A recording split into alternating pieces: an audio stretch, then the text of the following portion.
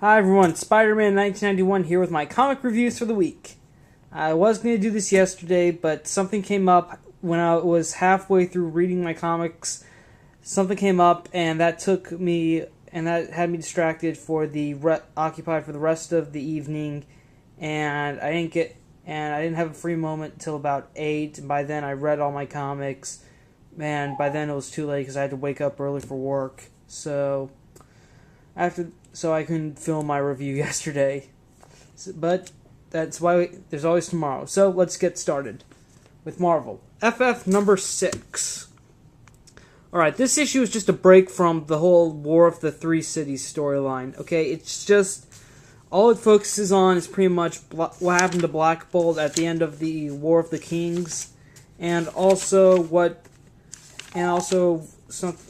a flashback to hundreds of thousands of years ago on the Kree Empire, to what happened to all their other experimental worlds. Now, the Kree were sort of experimenting with evolution, I think, on different planets, and on Earth they created the Inhumans. However, though, once the Kree leader, the Master Controller, Supreme Intelligence, sorry. I gotta stop watching Tron late at night. Okay, the Supreme Intelligence started to figure out that maybe their evolved experiments would lead to the destruction of the Kree and himself. He orders the cease of the experiment, and orders all the other Kree to destroy all the other planets, but he only knows about 94% of them. And of course, Ronan the Accuser leads the massacre, and it's just pretty much focuses on Black Bolt and the Inhumans and stuff. That's all. The Future Foundation does not appear in this at all. Okay, this is not jump on friendly. If you like the Inhumans, if you miss them in comics, then I'd say pick this up.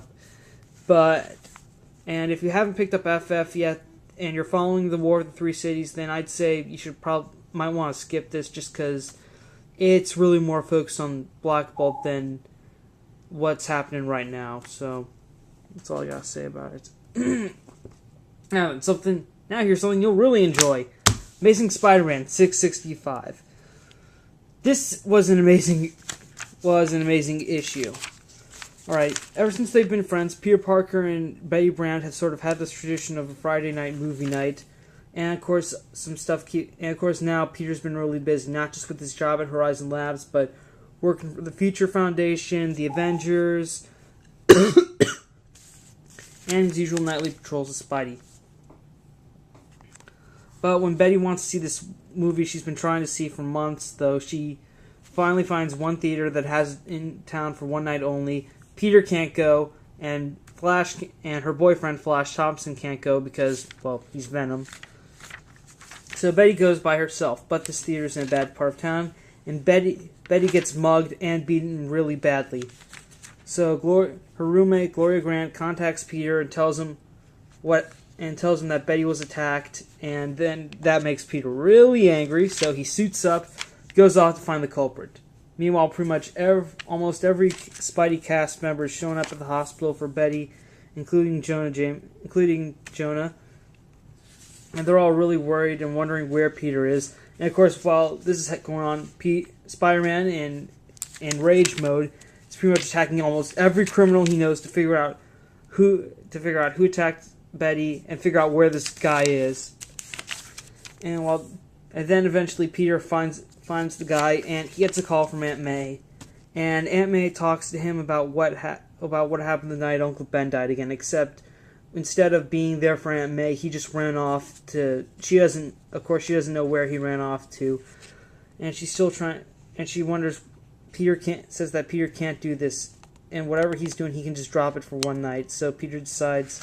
Okay, then. So even though Peter knows where the guy is, he drops everything just so that he can go and see Betty. And everyone is assured that Betty's going to be fine. And they're able to have their little Friday night movie night, which is nice. But the next night, though, don't ever mess with Spider-Man's friends, because this will happen to you. Yeah. Another little bonus story here is features more of Aunt May and her husband Jay Jameson. Jay and May have decided to leave New York City and move to Boston because it's getting too dangerous, what with giant robots and almost every supervillain there. So they're all packing up May's house in Forest Hills and getting ready for the big move. And while this is happening, Peter pretty much shows MJ all the spots where various supervillains visited the house: Dr. Octopus, Vulture, Venom, and Green Goblin. And so Peter and Aunt May hug, and that's the end of that chapter. All right, this was a great issue. This is the last issue right before Spider Island. Next issue, Spider Island is going to begin, and it's also going to be written by Dan Slott. And Dan Slott has done an amazing job on Spider-Man. I mean it. He's made me love this comic. He's made me look forward to it almost every week it comes out. I like this guy, especially in this issue, because this really shows his talent with the way he portrays Peter's emotions and just all of it. It's really amazing. Okay, yeah. Now for Captain America #1, America! Okay, the release of this comic probably could have done better maybe last week around July 4th, or maybe next week around the movie, but hey, it's new Captain America series. Steve Rogers is back, wielding the shield. We should all be grateful for that. And it's written by Ed Brubaker. He's done a pretty great job writing Cap so far. Now, Steve and Sharon Carter are getting ready to go to a funeral in France, and the funeral is for Sharon's aunt Peggy Carter. And also Nick Fury and Dum Dum Dugan are there, and they and Steve both knew Peggy from the war, and she helped lead the resistance movement to help liberate France from the Nazis. While this is going on, an assassination attempt is pulled. Steve runs off after the shooter. Then he notices who this guy.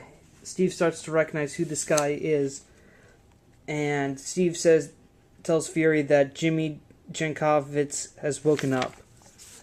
So now, flashback time to 1942. We see the shooter right here, and apparently during the plan to liberate France, they also have this little boy who was a big, huge help with their plan, known as Jimmy Jankovitz, aka Jimmy Jupiter. And he pretty much played a big part in their plan to take out the Nazis and stuff.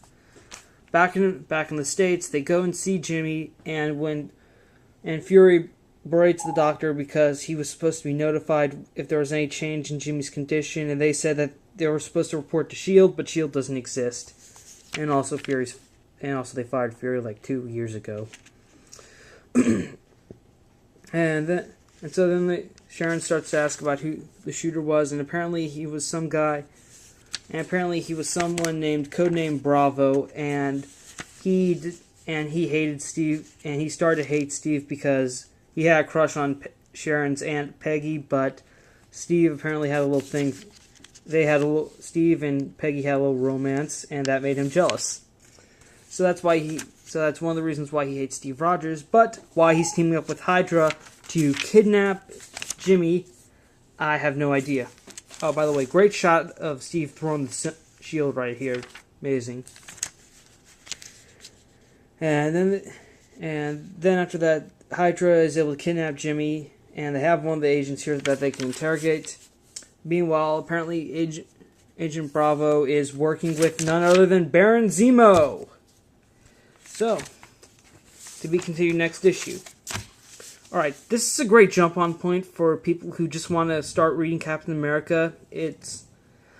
And this is something else I've noticed with Brubaker's stories. He likes to kind of use flashbacks from World War II to tell his present-day Captain America stories, which is great because it reminds you that Captain America was created for World War II, and it also shows how a hero from the past can sort of operate in today's world and stuff.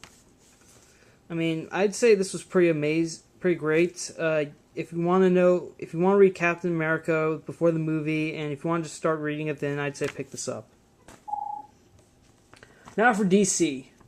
Detective Comics 879. Batman's taking a break from this issue, and instead we're focused on Commissioner Gordon. Okay. basically Jim Gordon's son. Basically, ever since Scott Snyder's run began, Jim Gordon's son James Jr. returned, and James Jr. has had some psychopathic problems in the past, and he says he's cured. He says he's on medication, but Commissioner Gordon isn't sure about that. So he speaks to Leslie Thompson, James's boss, and to sort of figure out. And she says that James is doing well. He's functioning perfectly. And then the commissioner goes and sees Barbara Gordon.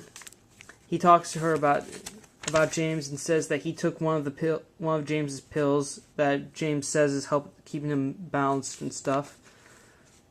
And he asks Barbara to scan it and make sure it's doing exactly what he says it is.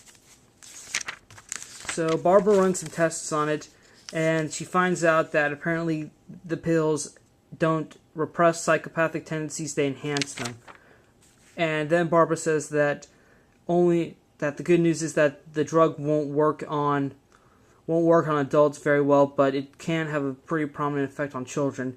And then Commissioner Gordon starts to connect the dots, and he realizes that while James worked at the clinic, he did nutrition runs for them, which was basically getting all the baby formula for the infants. And that's when Gordon realizes that his son's gonna use the pills to pretty much poison.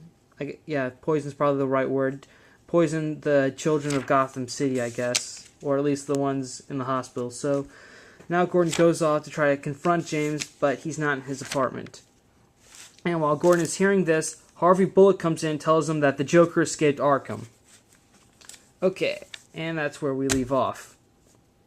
Alright, now that Scott Snyder has pretty much been working on the whole Commissioner Gordon and his son's story as kind of like a side story so far, but this is really another issue that sort of focuses on it. And next issue, though, is the end of his run, and we also got the Joker loose. So maybe we'll have Batman confronting the Joker, and we'll also have Commissioner Gordon confronting his son, and they'll sort of parallel each other. But I really hope Scott Snyder really delivers an impressive finale for this. I've been enjoying his work. His work on Detective Comics so far has been pretty spectacular. And if he can deliver a finale that is amazing, then I'd say he's definitely perfect for writing the Batman ongoing following the relaunch, which I am getting. Alright, now for Teen Titans number 97. Alright, the Titans are holding back Rancor's forces while Solstice is dealing with Rancor himself. Sorry. Raven's still struggling to use her powers in this sort of messed up dimension. So during the fight, though, Solstice is able to conjure up enough of her power to take out Rancor's big stone giant. But Rancor still has powerful since this is his realm and stuff. Then Red Robin orders Raven to teleport them all out. She does to everyone except Solstice because apparently Solstice's powers somehow make Raven go crazy. Well, not really crazy so much as just make her uncomfortable and start to lose control of her powers. And then once Raven realizes that, since Solstice is all by herself against Rancor, she starts to realize that this is her fate, and she pretty much takes care of Rancor, gets out of there alive, and everyone returns back to their home dimension. And Raven tells Red Robin about how her powers are a little messed up around Solstice, and she doesn't know why. Red Robin tells her that they'll figure out a solution together, and in the end, Solstice joins the team. Okay, well, nice little introduction to the new member Solstice. How she operates. Though this story did seem a little focused on her because, well, she is the new member, they need to get that out. There's only 3 issues left in Teen Titans before the relaunch, so let's see how she operates amongst the rest of the team. And this issue, it was pretty good, I guess. I mean, she's a new character, and I don't know what's going to happen to Solstice after the relaunch, but she seems to be a great addition to the team. And if you can, I'd say wait till next issue to jump on Teen Titans, I guess, for only the 3 issues that are left.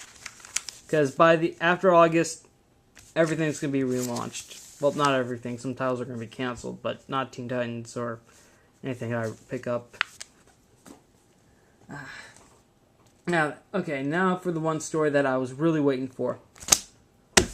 War of the Green Lanterns, the conclusion, in Green Lantern number 67. This is the end. Warning, spoilers follow. If you did not get this comic yet, please fast forward to this part of the review, okay? I'm telling you this right now. Fast forward, go. Okay, now I'm going to get into the comic. If you haven't fast forwarded yet, I feel sorry. I'm sorry, but I just warned you. Alright, the Green Lanterns are getting ready to face off against the entity-possessed Guardians. Hal Jordan realizes they need more firepower, so he gets Kyle Rayner to draw in the Book of Black to sort of manipulate it so that they can free the other Sinestro, Carol, Ferris, and the other colored lanterns out of the book, since they need help. And Kyle is successfully able to do that. And once they come back, the other colored rings that the 4 Earth Lanterns were using immediately fly to their users, but they're overridden by Corona, since he controls all 7 entities. And Corona basically has Hal Jordan tied up, and Corona's asking him, why do you fight for the Guardians? But Hal says that he doesn't fight for the Guardians. He fights for the ideal of the Corps. He fights for what's right and the potential the Corps has. And everyone, including the Guardians, Corona himself, are flawed. Everyone. And that if anyone needs help, it's the Guardians. And Sinestro hears this and he's inspired. So when it looks like Corona's about to end Hal Jordan's life, Sinestro steps up, takes out Corona, and he states that Hal Jordan would die for the Corps, and so would he. And while Sinestro is fighting Corona by himself, a green ring comes up, and Sinestro's a Green Lantern again! Wow. What a twist! So then they both both Hal and Sinestro use their green rings to fight Corona, and right when they have him cornered, kaboom! Hal takes the shot and destroys Corona. With Corona dead, the entities are now free, and the different colored rings now return to their proper users, except for Sinestro's yellow ring. And when they question how Sinestro could have a green ring, Kyle Rayner states that without Mogo, there's no guide for the power ring, so this has to be a mistake. And of course, the Guardians are shocked to see that Hal Jordan actually killed a Guardian with his power ring, because the ring wouldn't have been, because no Lantern has had the will to override that flaw in the ring. And then the Guardians send off the other ring bearers, and then they say to Hal Jordan, oh no, you're too badass to keep a power ring. So they take Hal's power ring and expel him from the Corps. Yeah.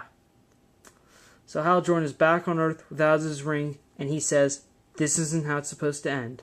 And we get a little teaser here that says Green Lantern number 1 starring Sinestro. Alright. This is a crazy world we live in.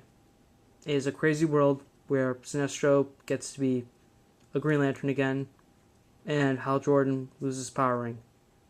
This is a messed up world we live in. Okay, now that that's done, War of the Green Lanterns, this conclusion was awesome! I cannot wait for the Green Lantern title with Sinestro as a Green Lantern, written by Geoff Johns, because ever since Geoff Johns started to bring back the Green Lantern franchise, he writes a pretty awesome Sinestro, and Sinestro as a Green Lantern, let's see how Geoff is going to go with this. Cannot wait for that. Alright, now for Green Lantern Corps number 61. This is kind of an aftermath thing, technically. Pretty much when Corona sent all the bajillion power rings back, a bunch of people were recruited, and now most of them are starting to reject. A bunch of new Lanterns are starting to reject their rings and turn them back in. But one Lantern doesn't, because she believes that she was given this ring for a reason, and she wants to prove that she didn't get it as a mistake.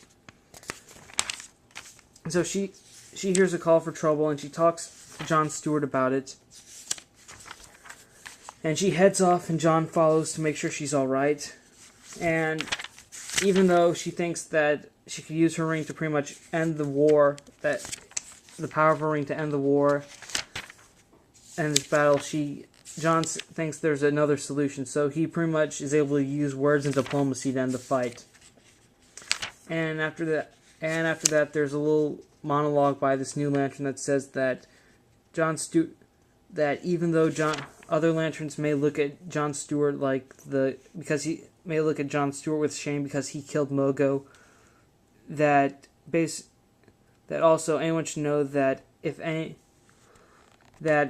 should really mourn the loss of what happened to Mogo, it should be John, because he fired the shot. So in the end shot, we do get a nice look of John that shows he still feels guilty over what he had to do to stop the war and killing Mogo and stuff. All right, Green Lantern Corps number 61. It was just a little I think this is just a one-shot story that spotlights John Stewart and how the war affected him and stuff. I mean, if you're a John Stewart fan, then I'd say pick this up. And this came out 2 weeks ago, Green Lantern Emerald Warriors number 11. I heard it was an aftermath to War of the Green Lanterns, and I didn't want to read it because I didn't want the conclusion spoiled, so I passed on reading it. But apparently, once I did read it, it pretty much did not mention the war at all, what happened to Sinestro, or what happened to Hal. This is just a one-shot featuring Guy Gardner. That's all I can say about it. It's just a sort of a one-issue tale featuring Guy Gardner. After his ring gets briefly stolen, he's able to take out a bunch of guards and get his power ring back, and pretty much save the day, I guess. That's it. If you like Guy Gardner, then I'd recommend picking this up. But out of all 4 Earth Lanterns, my favorites, lowest to highest, are Guy Gardner, John Stewart, Kyle Rayner, and Hal Jordan. That's my feeling of the Lanterns. Guy is probably my least favorite out of the 4. So, okay. That concludes all my comics this week. In review, we have Green Lantern Emerald Warriors number 11. If you're a Guy Gardner fan, then you'll like this. If not, you should pass. Green Lantern Corps number 61. If you want to know how John Stewart feels after he shot Mogo, then I'd say pick this up. And if you're a John Stewart fan, then yeah, you'd enjoy it.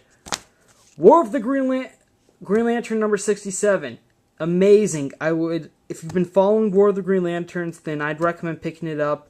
If you plan on getting the Green Lantern series after the relaunch, then you should pick this up as well, because it sort of sets the new status quo for that series. Teen Titans number 97. A new member Solstice officially joins the team. If you've been enjoying Solstice's character, then you should pick this up. But if you haven't been reading Teen Titans and you want to read it right before the relaunch, then I guess wait till the next issue, then start from there until the end. Detective Comics 879.